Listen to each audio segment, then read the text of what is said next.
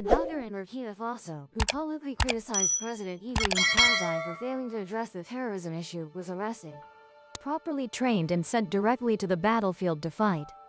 Because the world's youngest president, Traore, is said to have stated that if that doctor thinks he knows more than me, let him contribute directly. As people often say, if you're good, step up and do it. And people also joke that if this were applied in Vietnam, we'd probably gather a few divisions. That's the story of President Ibrahim Traore, someone who always admires Vietnam, seeing it as a model of strength and daring to stand up and fight for Africa's interests. The rise of President Traore reflects a broader trend in West Africa, where military coups occur more frequently amid widespread dissatisfaction with democratic governance and foreign influence. At 34, Ibrahim Traore captured global attention by overthrowing Burkina's military government. Following the second coup in a year, vowing to reclaim sovereignty and eliminate colonial influence. Days later, he was sworn in as president, becoming Africa's youngest leader.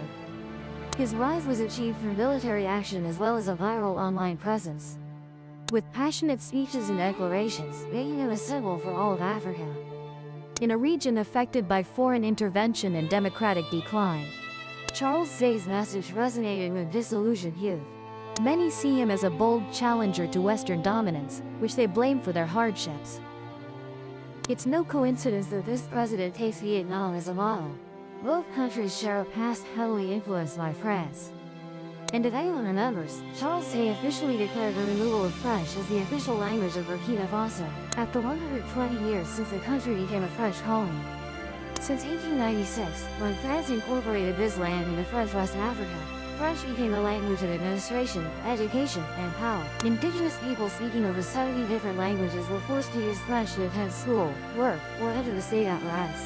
In other words, language became a tool of domination, not just a means of communication. After Burkina Faso gained independence in 1960, though politically free from France, linguistically, educationally, and financially, it remained under Paris's influence. French continued to be seen as a symbol of modernity, while indigenous languages were considered crude and rustic. And that's exactly what young leaders like Ibrahim Traore want to change.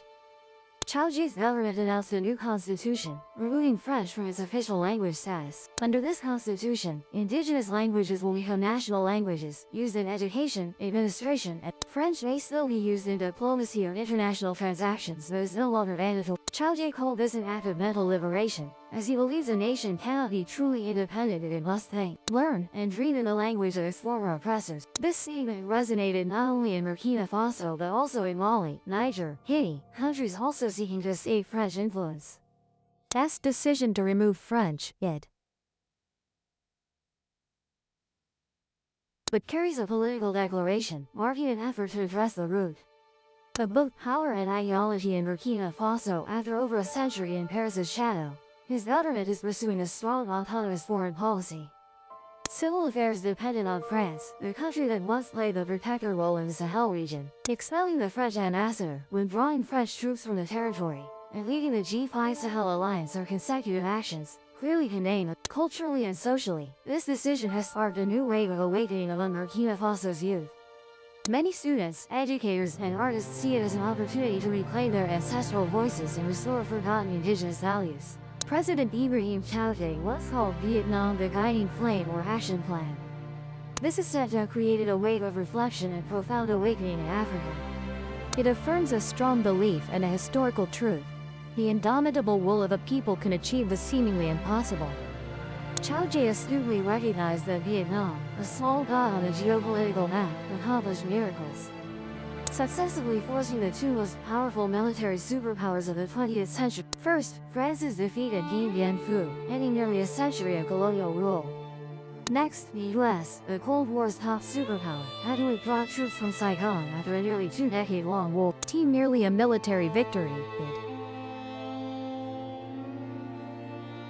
Vietnam didn't win with advanced weapons or massive troop numbers, but with a spiritual strength not measurable by bullets. The reality in Burkina Faso is a stark contrast. A country rich in resources, especially gold, yet its people suffer extremely. The actual value for the largest gold mines like the Bengal mine is mostly exported as dividends to Canadian and Australian companies.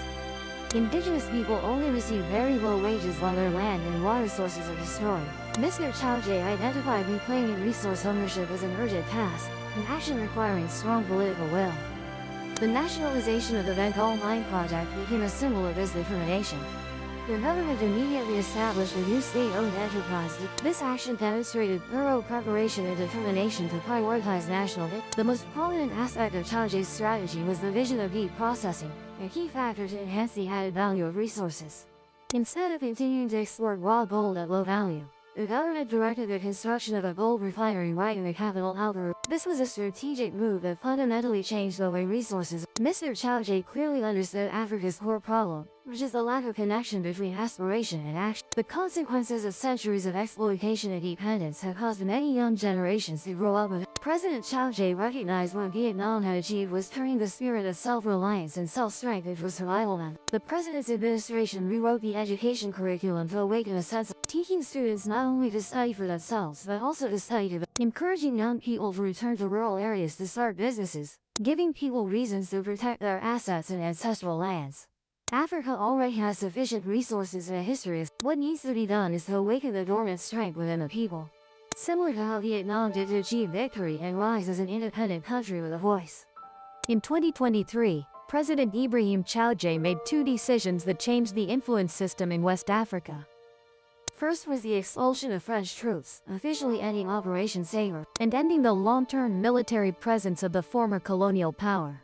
This was not only a military event but also a declaration of national sovereignty and independence. Second, he quickly opened doors to new partners.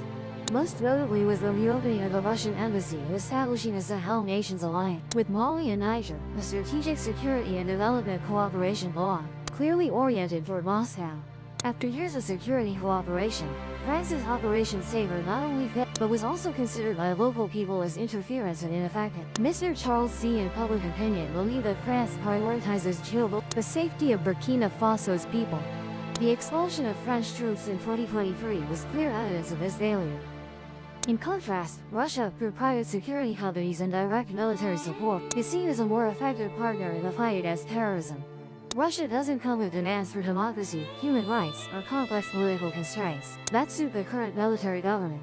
The Sahel Nations Alliance believes that relations with France represent a new type of colonial mother country, where resources are exhaustive and foreign policy is dominated. Russia provides a form of partnership cooperation that Mr. Charles Z sees, an ally willing to provide military and technical support without deep interference in internal affairs, or forcing compliance with Western standards. This is a choice to affirm the self-esteem and self-determination rights of a country struggling to regain dignity. Consistent with the spirit that Charles Z admires in Vietnam, turning toward Russia is a strategic move to diversify partner, reducing exclusive dependence on the West. This helps Burkina Faso enhance its negotiation capacity and protect national interests internationally. In summary, the pivot to Russia is Charles Z's task to achieve dual objectives: effective security and complete national sovereignty. Like the journey?